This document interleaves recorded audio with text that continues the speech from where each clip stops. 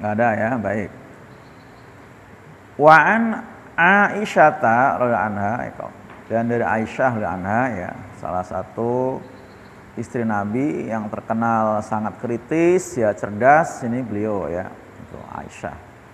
Qalat berkata, "Kana kalamu Rasulillah adalah pembicaraan Rasulullah sallallahu alaihi wasallam kalaman faslan ya, kalimat yang faslan, terperinci, maksudnya jelas ya. Faslan itu terperinci, maksudnya jelas.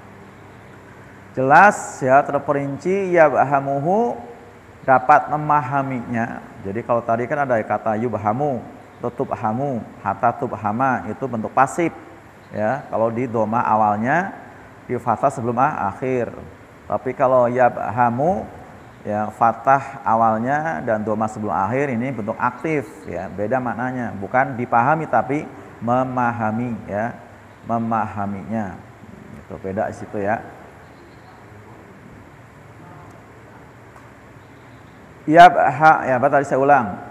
Karena kalamu Rasulillah adalah, kata Aisyah, pembicaraan Rasulullah SAW itu kalaman faslan ya, pembicaraan, ucapan yang terperinci ya, jelas.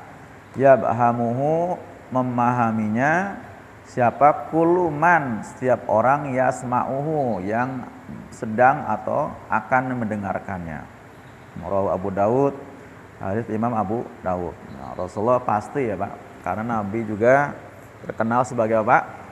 Tablik ya, tablik ya pasti Pak, karena tablik pasti tabliger ya kan, seperti itu. Beliau pendakwah, ya kan, pasti tabliger itu. Bahkan susunan kalimat Nabi juga sangat apa?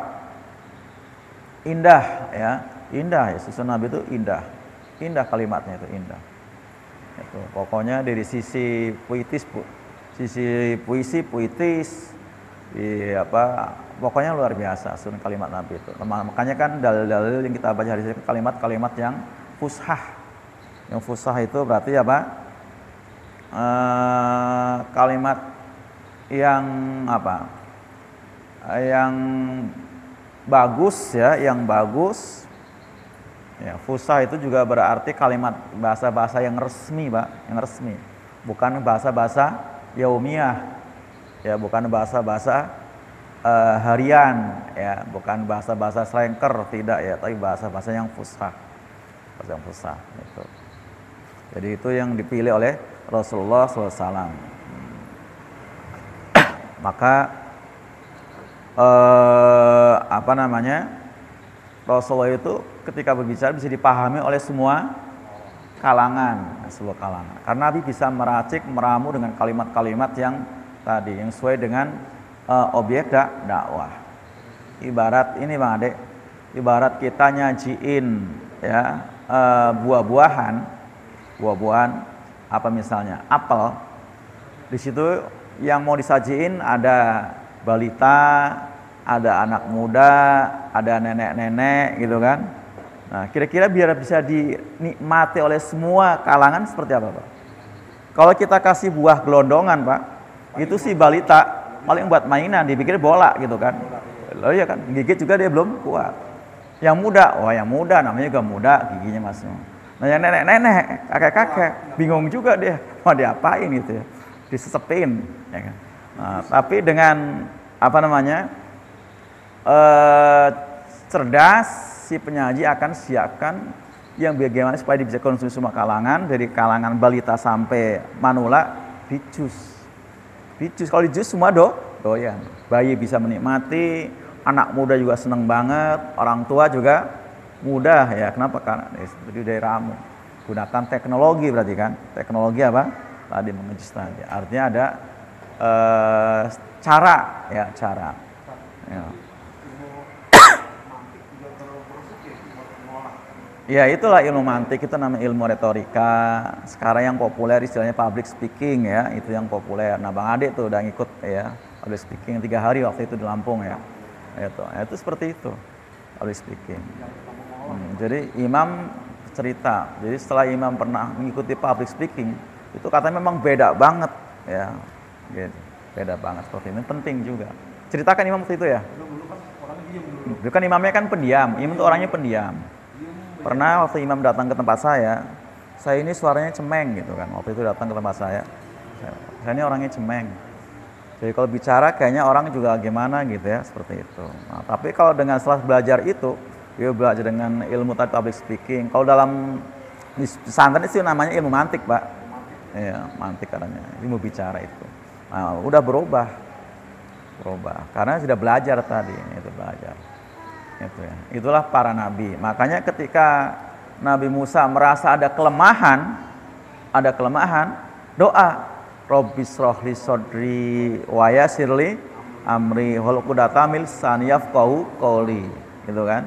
Ya Allah, Robbis rohli sodri, lapangkan untukku akan dadaku, wa yassirli amri, dan mudahkanlah urusanku, wahlul 'uqdatam min lisani, dan buka ikatan lidahku, jadi supaya nggak keluh lidahnya, supaya nggak kaku untuk berbicara.